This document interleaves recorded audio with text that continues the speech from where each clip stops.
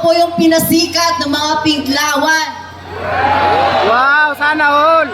Dahil trigger po sila pag nagsasalita na ako.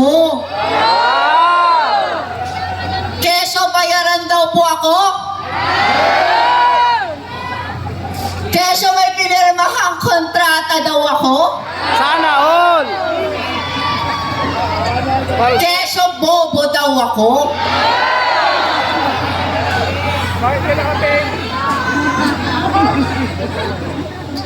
Alam ko, sabi nila matatalino daw sila.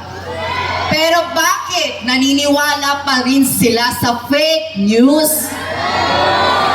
Sila yun. Gusto nyo ba ng corned beef? Pahingi. Magandang Pilipinas sa ating lahat. Ako po ay kinakabahan sa aking sasambitin dito sa inyong harapan. Ngunit kung pangungunahan ko ang aking kaba, maririnig nyo ba ang isang hinaing ng isang Gen Z?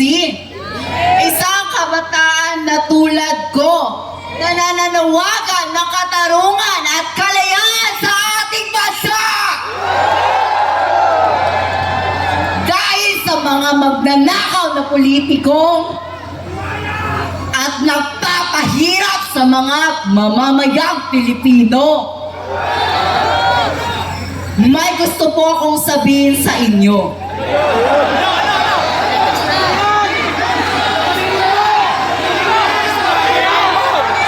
Hindi po ako original na DDS.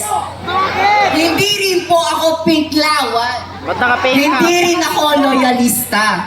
Bakit nakapink ka? Opo, wala po akong pakialam sa politika. Pero ako lang ba yung nakakakita? Nanakaw doon, nakaw dito. Flood control dito, flood control doon. Wasak kalsada dito, wasak doon. Sino kabataan ang mga ganahan dyan? Eh mas gugustuhin pa nga ng mga kabataang umakyat sa bundok.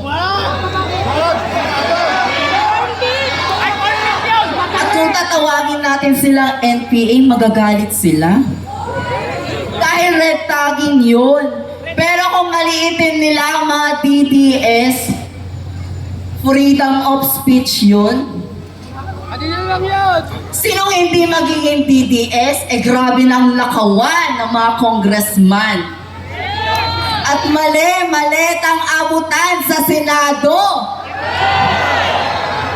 Tapos ang mga Pinklawan, ang target lang ang mga DDS supporters.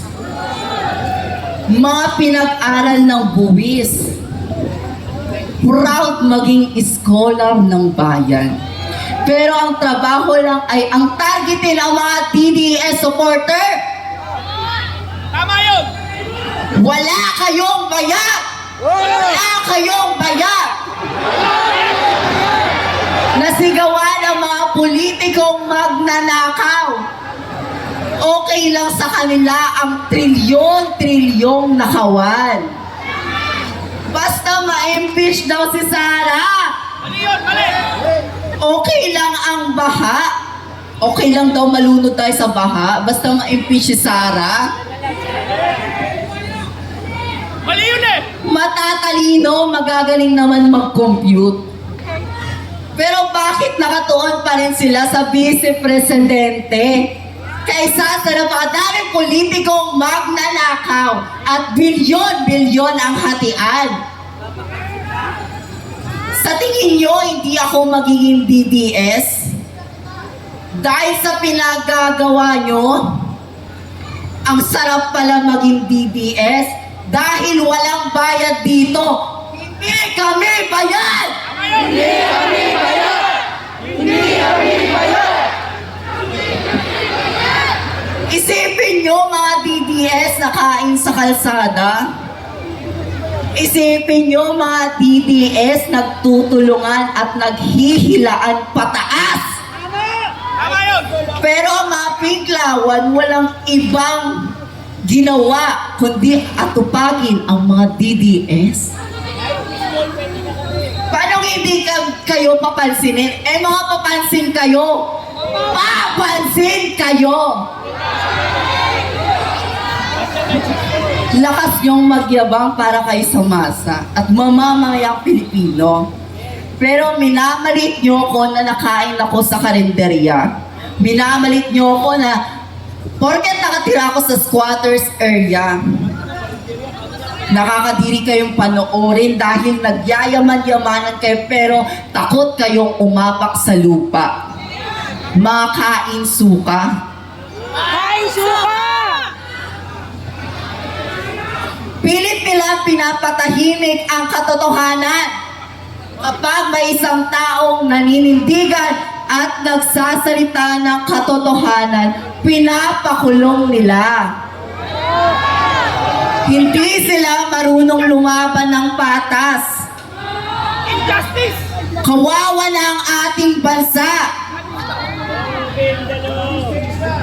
Kaya tayo, magkaisa tayo, lalo na sa mga kabataan, dahil ang kabataan ang pag-asa ng bayan, hindi sisira ng ating bayan. Kaya sa mga gusto pong magsalita na kabataan dito sa harapan, magpalista po kayo dahil ang ating boses ang tulay ng pagbabago ng ating bansa. Dahil para mawala na po ang mga magnanakaw na politiko at nagpapahirap sa mga mamamayang Pilipino.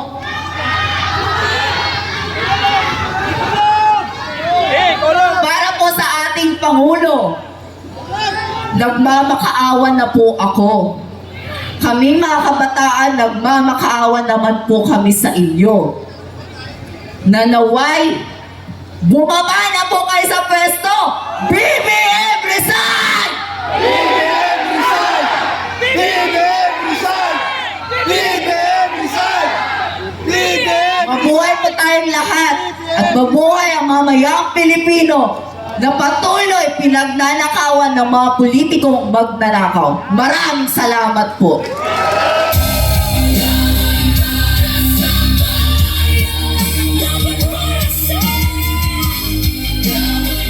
Maraming salamat, Daniel Romina. I saw the sign!